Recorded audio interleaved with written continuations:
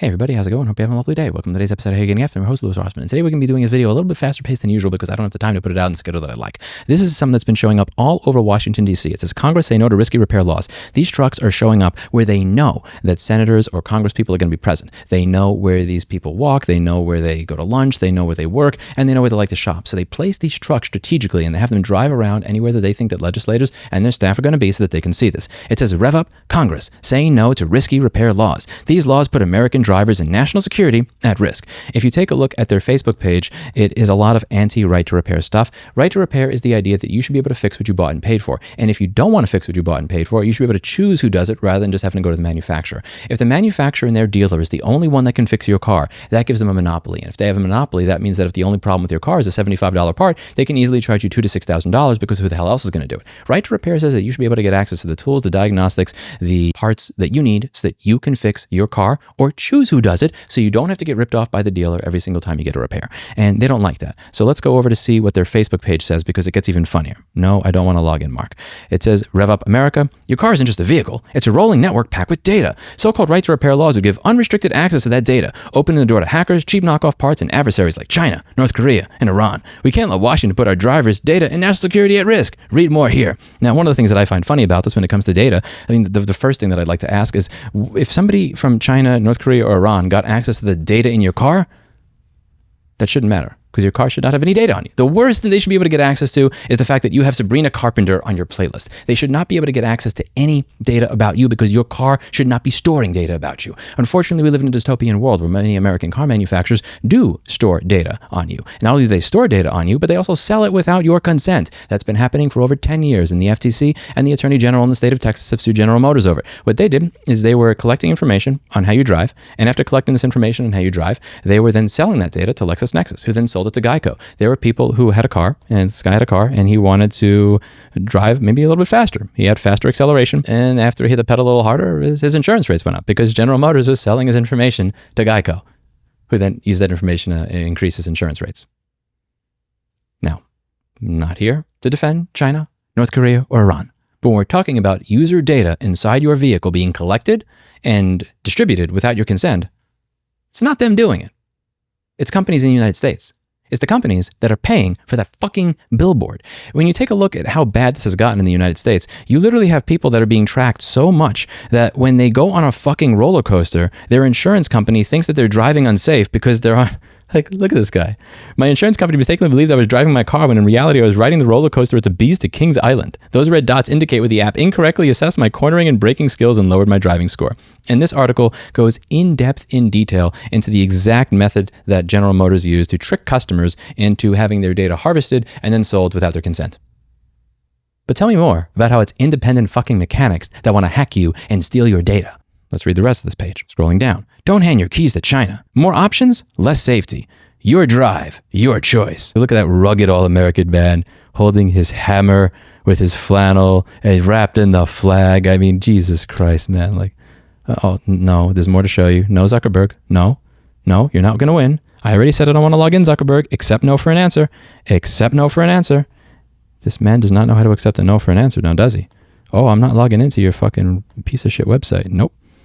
Fuck you, Zuck. Fuck you, Zuck. Take a no. All right. We stand with American workers. He's got his safety goggles on, makes cars more expensive, delays repairs, and puts American jobs at risk. It's just like hurts your safety. Really? That's a privacy risk. Yeah, caused by you. Affordable, available, best in class. Don't hand your car keys over to China. China, like they literally throw everything at this every time they do this. China, North Korea, Iran, hacking. You want the ability to fix your fucking car. Look at what they did back in 2020 when a right to repair bill was on the ballot in Massachusetts. They literally put out an ad that said that right to repair helps domestic abusers and pushes racism and redlining. I'm not kidding. Look at this. They even got the scary music and everything. Look at that. Look at that. If question 1 passes in Massachusetts, anyone could access the most personal data stored in your vehicle. Domestic violence advocates say a sexual predator could use the data to stalk their victims, pinpoint exactly where you are, whether you are alone, even take control of your vehicle. Vote no on 1. Keep your data. That's what we are. We're all like every repairman. Like Rich Rebuilds does not exist to actually fix cars. What Rich Rebuilds actually does when he turns his cameras off is he goes into parking lots with a crowbar and runs up on little old ladies and beats them so that he can steal their. This is also all been taken off the air. You can only find this on archive websites. And there's another part of this which you really got to zoom in because they didn't do the best quality in capturing it, unfortunately. Civil rights groups opposed the California proposal on right to repair due to concerns about racism and redlining. I'm not kidding. Like these people have absolutely no standard. They have no, like they will throw anything. They will lie as much as humanly possible. People want the ability to get access to the diagnostic stuff and the software to be able to replace parts on their car and do diagnostics on their car the way that they've done for over 80 years in this country. And you're trying to compare that to North Korea, Iran, China, hacking, racism, redlining, no jobs, not American. This is bullshit. So what I'm going to ask all of you to do is make sure that your elected representatives know when they see this that they're completely full of shit. They know that you do not have the time to stand outside of their office in Washington, D.C. They know that most of you you have jobs. You may not necessarily live in Washington, D.C. You don't have time to drive there and rent a fucking truck and put it right in front of their house or in front of their office and hold something like this that goes over why this is bullshit. They know that.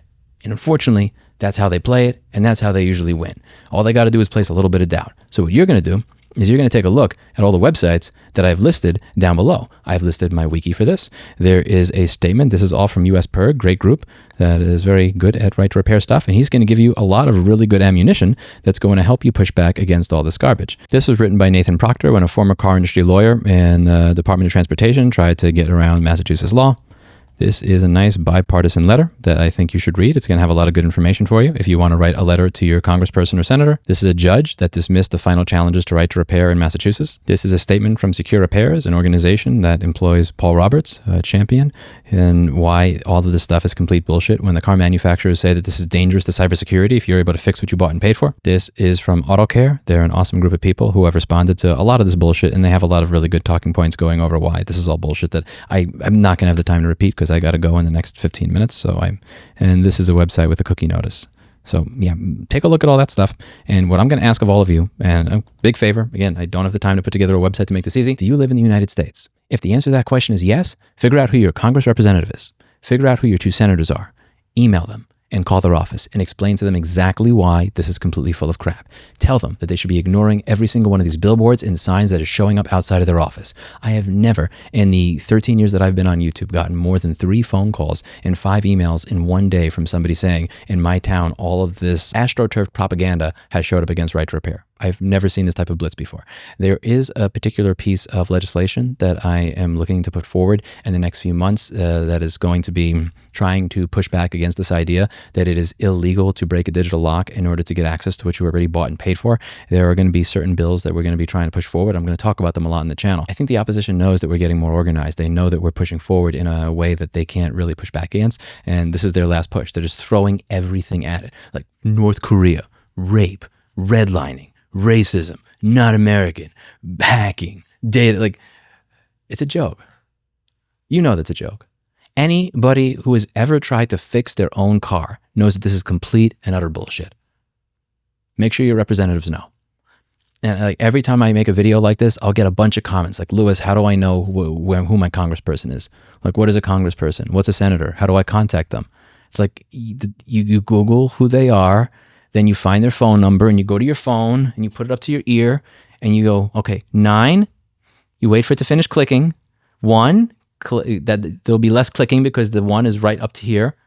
7, it's going to click a lot more because the 7 again is on the other side. You're going to figure it out. I mean, you guys are smart.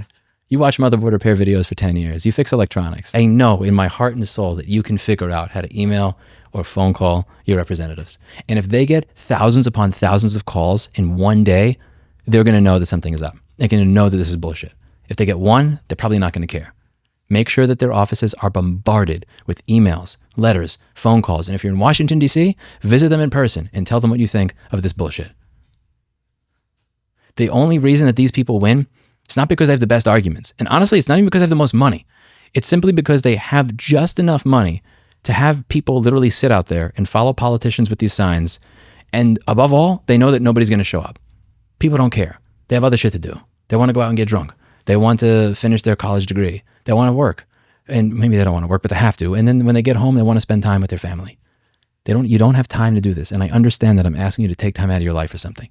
And hopefully, if you read this, I'm honestly, I don't usually hope this, but I hope that when you read the crap that's on that Facebook page, you are as enraged, aggravated as I am, because maybe that's what's necessary to get a lot of people to actually say, fuck this. Yeah, you know what? I am going to take some time out of my day.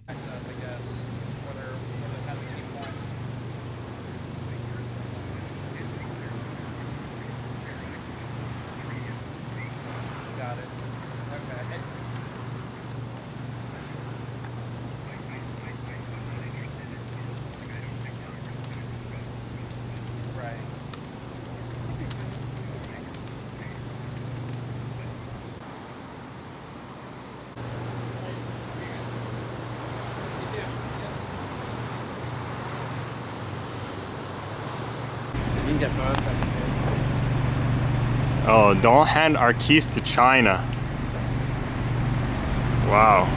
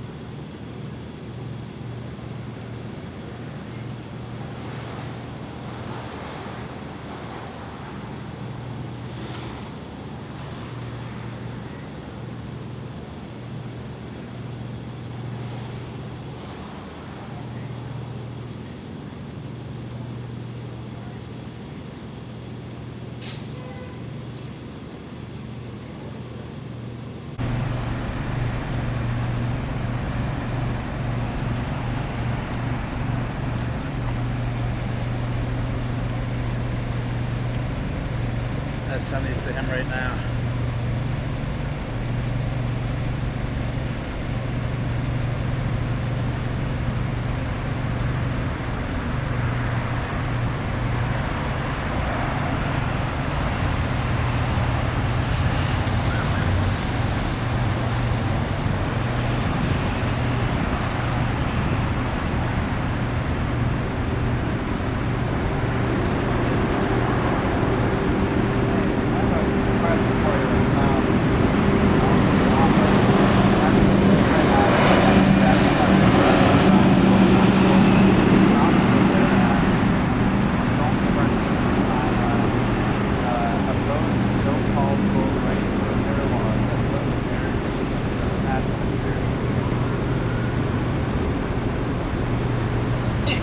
Help me out here.